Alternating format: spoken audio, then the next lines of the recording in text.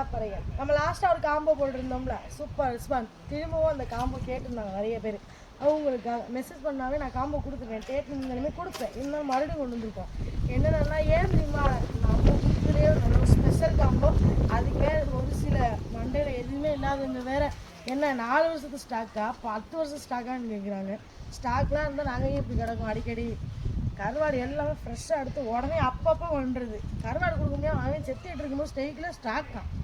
என்னென்ன கொண்டு வந்துருக்கோம் பார்க்கலாமா? இங்கே பாருங்க, பெரிய சென்னாக்குனி, காரால் கருவாடு, அதுக்கப்புறம் நார்மல் நெத்திலி, இது பார்த்திங்கன்னா ஐர கருவாடு,